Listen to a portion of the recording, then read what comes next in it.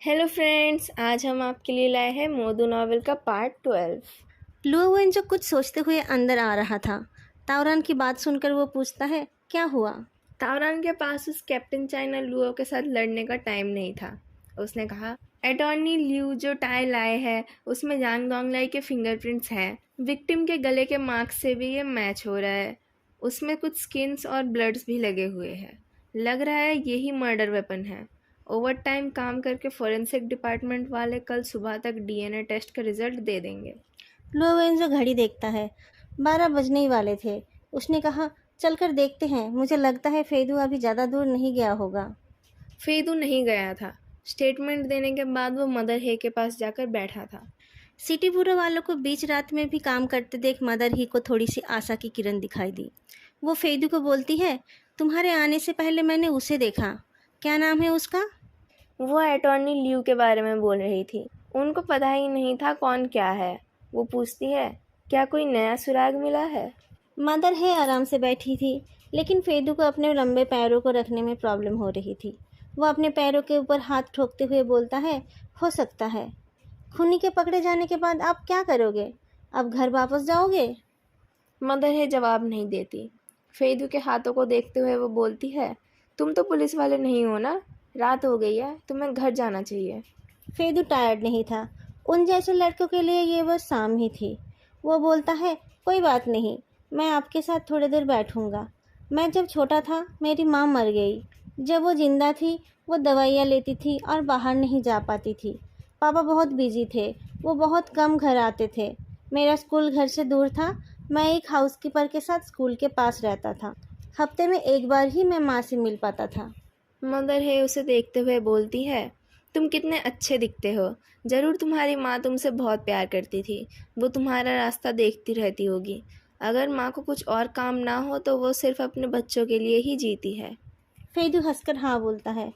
उसने देखा थके हारे लुओवेंजो और तावरन आ रहे थे।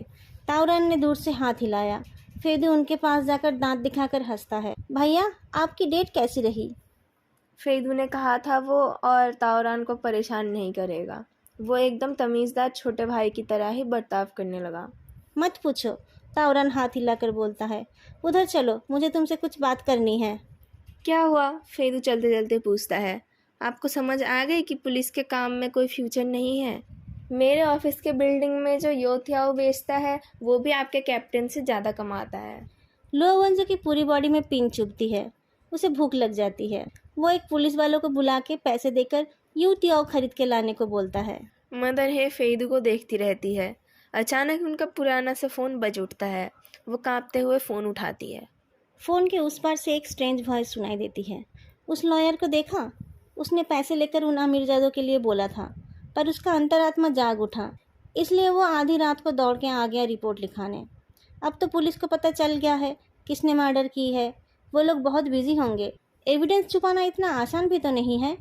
क्या आपको अब मुझ पर भरोसा हो रहा है? मदर है के होंठ कांप उठते हैं। वो धीरे से बोलती है, आप कौन हैं? मैं आपका शुभचिंतक। आपको कुछ पता नहीं है। वो लोग आपके साथ अच्छा बर्ताव इसलिए कर रहे हैं क्योंकि उन लोगों को डर है आप बाहर जाकर मुंह खोल देंगे। मर्डरर का बहुत कनेक्शन है, वो लोग उसे नहीं पकड़ेंगे।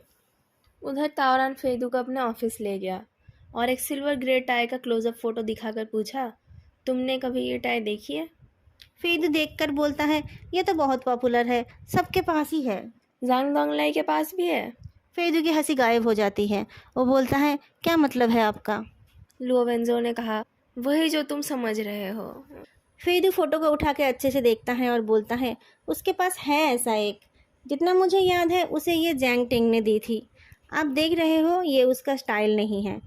वो सिर्फ अपने पापा के साथ ऑफिस जाते टाइम इसे पहनता था। दोस्तों ने उसका मजाक भी उड़ाया था इसे देखकर। पर वो अपनी बहन से प्यार करता है, इसलिए इसे फेंक नहीं पाया। क्या हुआ इस टाई का? तावरान धीमी आवाज़ में बोलता है, ये टाई उसके कार के सीट के बीच मिली। उसका फिंगरप्रिंट भी है इसमें।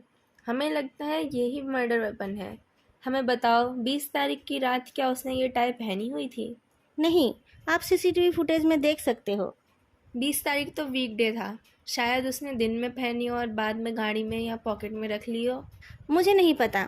फिर कुछ सोचकर फेदू बोलता है, क्या सिर्फ उसी की फिंगरप्रिंट है? तावरन का एक्सप्रेशन देखकर फेदू फिर से बोलता है, जैंग डोंगलाई खूनी नहीं हो सकता है। अगर सिर्फ उसी का फिंगरप्रिंट है तो कातिल ने उसे फंसाने के लिए ही इस टाई का यूज़ किया है। वो नॉर्मली बात कर रहा था, पर तावरान को उसमें छुपा गुस्सा दिखाई दिया। शुरू से ही फेदू ने इस केस में ज़्यादा इंटरेस्ट नहीं लिया। जांग तिंग के साथ भी वो सिर्फ उसका साथ देने ही आया था। जांग दोंगलाई को बचाने के लिए भी उसने कोई कोशिश नहीं की थी। मुझे नहीं पता था तुम उसके लिए गुस्सा हो जाओगे। क्या तुम उसके इतने क्लोज हो? मैं गुस्सा नहीं हूँ, मैं बस सोच रहा हूँ कि कुछ लोग कितने आगे का सोचते हैं। फेदू हंसता है और गलती से बोल देता है, मुझे थोड़ा कॉफ़ी फ्लेवर्ड तिल का तेल दीजिए। तावरन उसके तरफ देखता है, पर फेदू को अपनी गलती समझ नहीं आती। फेदू ऐसे कॉफ़ी पीता है जैसे कि उसे कोई पनिशमेंट मिली हो।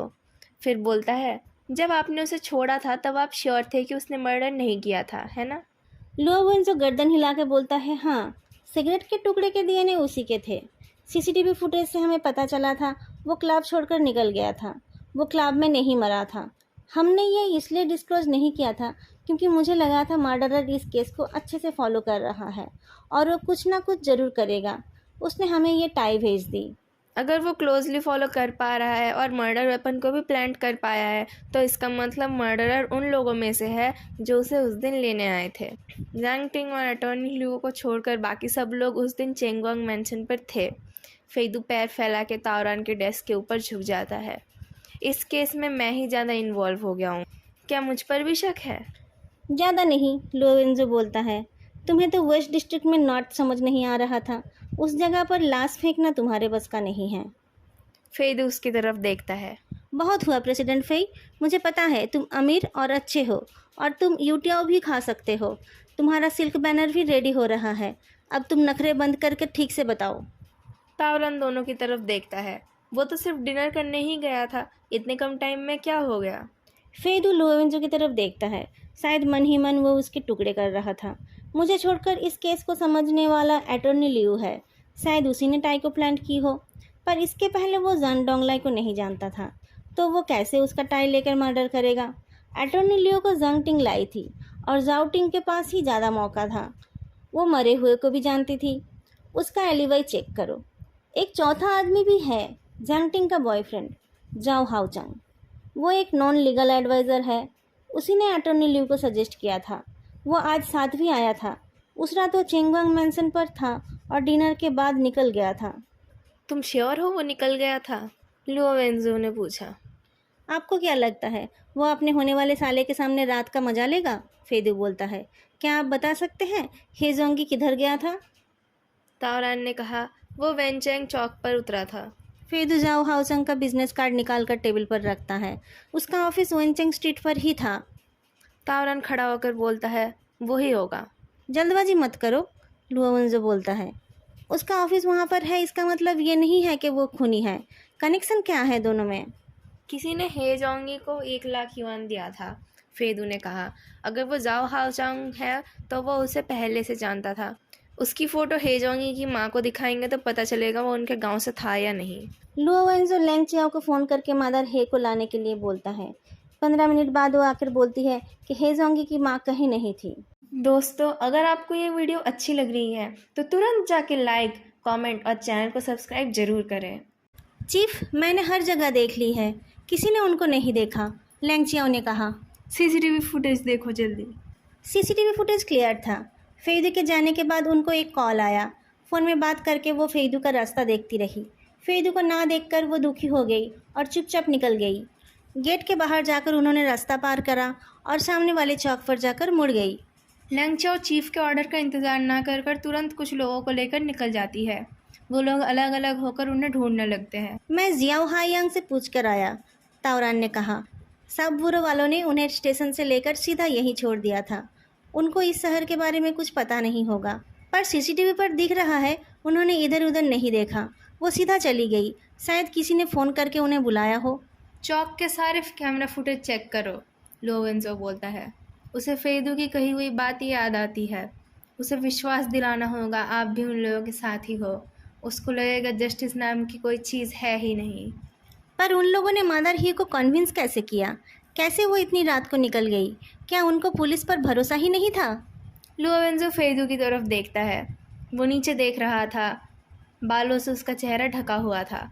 ब्लैक शर्ट और वाइट स्किन की वजह से वो कभी सनलाइट ना देखने वाला वैम्पायर जैसा लग रहा था। कैसे वो इन लोगों को इतने अच्छे से समझता है? फेदू अपने आप से बोलने लगता है, मैंने नहीं सुना। क्या? मैंने उनसे पूछा कातिल के पकड़े जाने के बाद वो क्या करेगी। उन्होंने मुझे घर जाने के लिए कहा। फेदू वो कन्वर्सेशन याद करता है और सोचता रहता है, फिर बोलता है, मैंने उनके बातों पर ध्यान नहीं दिया। ताओरान पूछता है, तुम ठीक हो? हाँ, क्यों? कोई केस चलता है तब हम सिर्फ विक्टिम और सस्पेक्ट्स पर ही ध्यान देते हैं, रिलेटिव्स पर नहीं, ताओरान कहता है। अब उनको ढूंढना ज़्यादा ज़रूरी है। ठीक कहा आपने। उनको क्या लगता है जांग दोंगलाई ही कातिल है और हम उसे बचाना चाहते हैं? ताओरान पूछता है। क्या वो दोंगलाई से मिलने गई होगी? मुझे नहीं लगता, लुओ वेंजो बोलता है। वो गलती से अपनी एक चोट पर हाथ लगा देता है और कतरा उठता है। उसके पास जाकर वो क्या करेगी? क्या वो उसे मार पाएगी? मर्डरर के पॉइंट ऑफ व्यू से देखो, वो उन्हें कहाँ ले जा सकता है? अगर मर्डरर ने ही उन्हें बुलाया है, फेदू एक पेपर पर 520 लिखता है, तो क्या हेजोंगी का मर्डर प्री प्लान्ड था या अचानक हुआ था? मुझे लगता है वो प्री प्लान्ड नहीं था, क्योंकि उस रात हेजोंगी चेंगवांग मैंशन का पता पूछ रहा था। लुओ वेंजो ने पूछा, तुम्हें कैसे पता? मैंने उसे पूछते हुए सुना था। मैंने सोचा था ये ज़रूरी नहीं है, इसलिए मैंने नहीं बताया था। अगर कातिल उसे मारना चाहता था तो उसने लोकेशन भी पहले से ही ठीक कर रखा होगा, लुओ वेंजो बोलता है। चलो एक सिंपल एनालिसिस करते हैं। सीसीटीवी में हमने देखा जाने से पहले हेजोंगी ने फ़ोन पर बात की। क्या बात हुई होगी उन लोगों में? फेदू आंखें बंद करके टेबल पर पेन ठोकते हुए बोलता है, किसी ने मुझे नहीं देखा, सिक्योरिटी कैमरा में भी मैं नहीं आया, मैं बस बात करना चाहता हूँ। लुओ वेंजो ने कहा, किसी वजह से कातिल ने उसे मारना चाहा। अगर उसने प्लान नहीं किया था तो उसके पास मर्डर वेपन भी नहीं था। उसे जैंग डोंगलाई की टाई दिख गई और उसने उस टाई को यूज़ कर लिया। पर उसको वेंजिंग स्ट्रीट पर क्यों बुलाया? ताओरान ने कहा, अगर खूनी जाओ हाओचांग है तो वेंचैंग स्ट्रीट उसके ऑफिस के पास है, वो उस जगह को जानता है। वो सिर्फ वेनचंग स्ट्रीट को ही नहीं जानता है, उसके घर के आसपास को भी वो जानता होगा। लुओ वेंजो फेदू के कोल्ड आंखों में देखता है। तुम्हें क्या लगता है? एलिबाई के लिए। ताओरन बहुत थका हुआ था, उसे कुछ समझ नहीं आया। उसने पूछा, एलिबाई कैसे काम करेगा? हमने उसे वेनचंग स्ट्रीट जाते हुए देखा। लुओ वेंजो सिगरेट जलाकर बोलता है, क्या तुम भूल गए, हमें सीसीटीवी फुटेज एक्सीडेंटली मिली थी। ताओरन समझ जाता है, हेजोंगी ने कैमरा को अवॉइड किया था। उसे नहीं पता था वहाँ कोई कैमरा था। शहर में इतने सारे कैमरा है, उनमें से किसी को ढूंढ पाना नामुमकिन ही है। उसने शायद नशे में होने के बहाने किसी से अपने ऑफिस तक लिफ्ट मांगी हो, फिर ऑफिस में उसने कुछ जूनियर्स को बुला लिया होगा। लॉ फर्म्स में ऐसा होता रहता है। वो उस फर्म में पार्टनर है, उसका अपना कैबिन भी होगा। वो चुपचाप निकलकर मर्डर करके बॉडी को छुपा के वापस आ गया होगा। फेदू एक सर्कल खींचते हुए बोलता है, इस तरीके से उसका एलिबाई पक्का हो गया। लुओ वेंजो समझ गया। वेस्ट फ्लावर मार्केट में बॉडी मिली, जैंग डोंगलाई भी वहीं पर था, टाई भी भेज दी गई। अब सिर्फ हेजोंगी की माँ ही उसे पहचान सकती है। वो ये बात साबित करना चाहता है मर्डर फ्लावर मार्केट डिस्ट्रिक्ट में ही हुआ था। ताओरान ने सर्चिंग टीम को कांटेक्ट कर लिया। सब ध्यान से सुनिए, हमें फ्लावर मार्केट डिस्ट्रिक्ट पर फोकस करना है। फेदू, वेस्ट डिस्ट्रिक्ट या ईस्ट डिस्ट्रिक्ट? फेदू सोचकर बोलता है, ईस्ट डिस्ट्रिक्ट। क्यों? उसका इम्पैक्ट ज़्यादा पड़ेगा। उससे आप जैंग डोंगलाई को अरेस्ट करने में मजबूर हो जाओगे। फेदू बोलता है, मुझे कुछ महसूस हो रहा है। ताओरान और लुओ वेंजो जाने के लिए तैयार हो गए। फेदू भी जाना चाह रहा था। लुओ वेंजो उसे साथ लेने के लिए राजी हो गया। अगर आप लोगों को आज का ये पार्ट अच्छा लगा हो तो लाइक, कमेंट और चैनल को सब्सक्राइब करना मत भूलना। फिर मिलेंगे अगली वीडियो में, तब तक के लिए बाय।